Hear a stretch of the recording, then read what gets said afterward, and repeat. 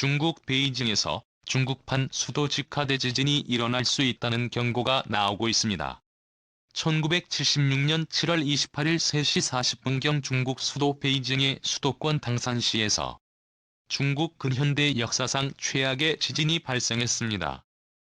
리히터 규모 78 진도의 강진으로 공식적인 집계된 인원만 24만 2,400명의 희생자가 나왔고 중상자는 16만 4천 명 불구 3만 8천 2명으로 20세기 들어 최악의 지진 피해로 기록되고 있습니다. 현재 중국 역사 최악의 사건인 문화대혁명과 한국전쟁 침공, 티베트 침공이 일어난 지 불과 몇 년 후 일어난 사건들이어서 많은 사람들은 중국의 근현대 인류 역사상 최악의 지진이 그것도 베이징 수도권에서 일어난 부분에 대해서 인광부라는 식의 해석을 내놓아 거대한 충격을 준 바 있습니다. 당산시는 서울과 인천 사이에 부천쯤 되는 엄청난 인구 밀집 지역에 공장들이 많이 세워진 공업 도시로서 그 희생 규모가 컸는데요. 지각이 비교적 안정적인 북중국 일대에서 이러한 지진이 일어난 것은 이례적인데 지진이 일어났던 이유는 바로 타루 단층대 때문입니다.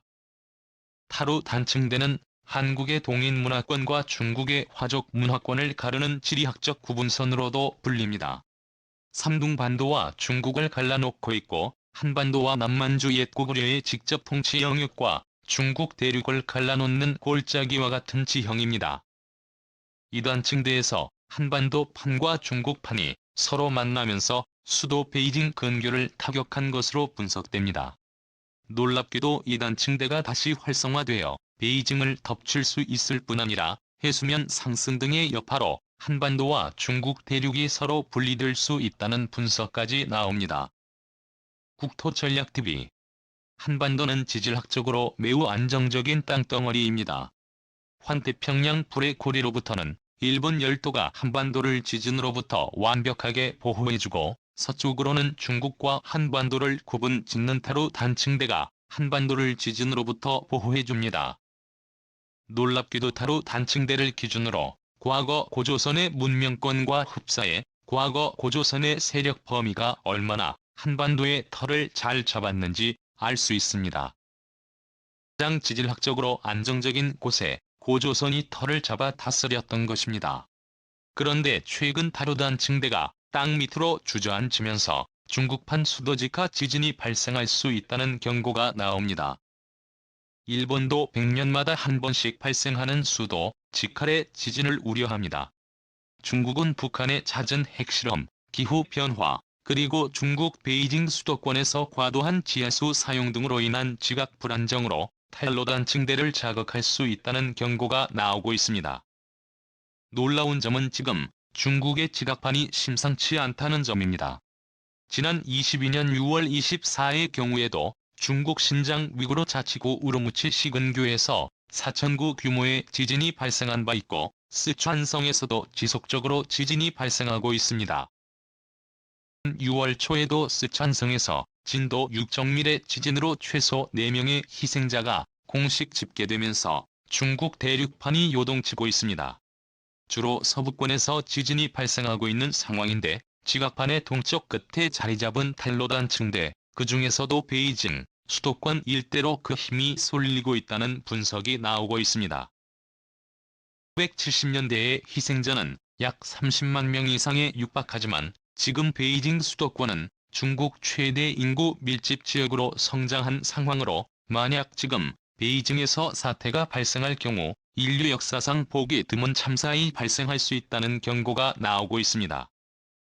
또 다른 충격적인 부분은 한반도와 중국 대륙이 서로 분리될 수 있다는 경고가 나옵니다.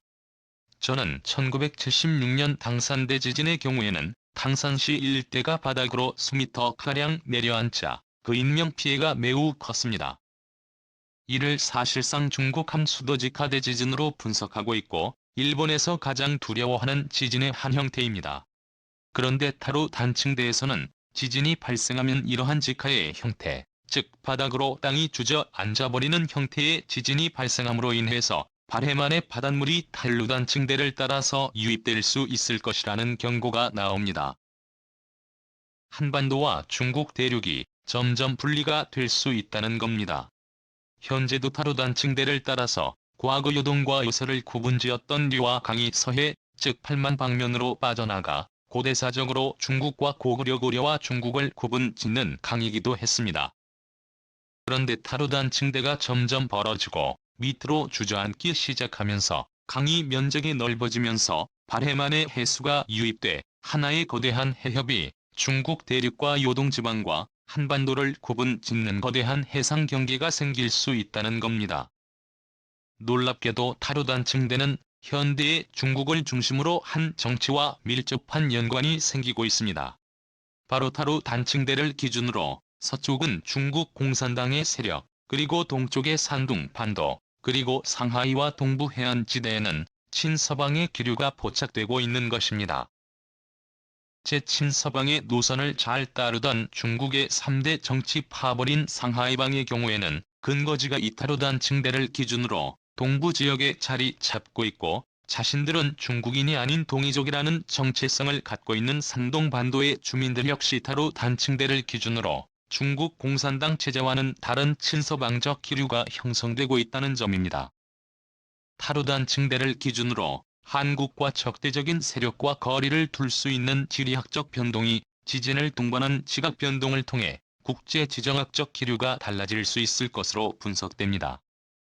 또 최근 1976년 베이징 근교 탕산에서 근현대 역사상 최악의 대지진이 발생했던 현상을 두고 서방 측에서는 문화대혁명, 그리고 티베트 침공과 한국 전쟁에 개입했던 중국 공산당에 대한 심판이라는 해석이 나왔습니다.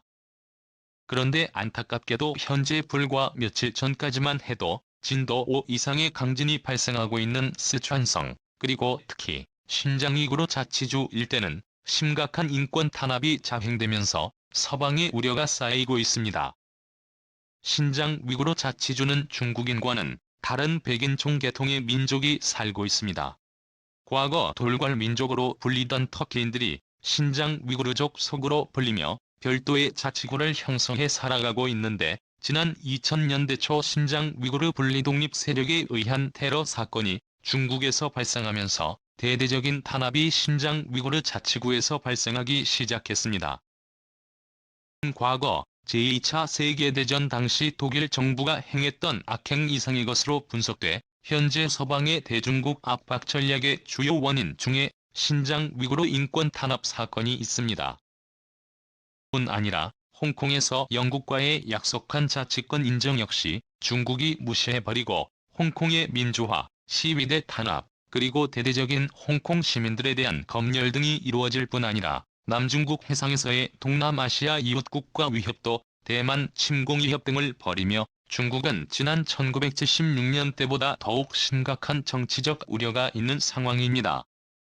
이 때문에 많은 사람들은 중국 베이징에 곧 거대한 수도 직하 지진의 심판이 임박했다는 경고를 내놓고 있어 거대한 긴장감을 불러오고 있습니다. 안타깝게도 현재 중국의 건축기술은 매우 심각합니다. 콘크리트의 강도가 떨어지는 부실 공사가 고층 주거시설 공사에서 많이 시공이 이루어진 상황이며, 심지어 철근을 넣어야 할 아파트에 대나무를 대신 끼워 넣는다거나 심각한 부실 공사가 대도시권에 만연해 있는 상황입니다. 때문에 시는 1976년 탕산 대지진과 같은 직하 지진이 베이징 근교 타로단층대에서 벌어지게 된다면 약 30만 명의 사상자를 낸 탕산 대지진과는 비교할 수 없는 인류사적인 악몽이 실현될 수 있을 것이라는 경고가 나옵니다. 놀랍게도 1976년 탕산 대지진이 일어나기 바로 직전 중국의 민주화를 요구하는 제2차 천안문 사태가 베이징에서 발생한 적이 있습니다. 시마오쩌둥이 식물인간 상태가 되고 조얼라이가 타계한 이후 혼란스러운 정국을 틈타 베이징의 본질, 중국의 민주화가 일어날 수 있는 절호의 기회였습니다. 당시 중국 지진국에서는 꾸준하게 타로단층대에서 거대한 지진이 임박했다는 경고를 내보냈으나 정치 발그릇 싸움에 여념없던 중국 당국은 지진국의 경고를 무시해버렸습니다. 하지만 황산시와 바로 인접한 만주족 자치지구의 친황다오시 청룡시에서는 유일하게 경고를 받아들여 지진 대응 요령 교육 건물 안전 점검 등을 충실하게 수행해서 바로 인접한 40만의 대도시임에도 불구하고 사상자가 단 한 명밖에 나오지 않아 철흥시의 기적이라 불렸습니다. 놀랍게도 1976년의 상황과 지금의 혼란스러운 중국의 상황과 크게 다르지 않다는 분석이 나옵니다. 점점 혼란스러워지는 중국의 상황 속에서 한국은 지정학적 안정성을 높일 기회가 찾아오고 있습니다. 시청해주셔서 감사합니다. 6.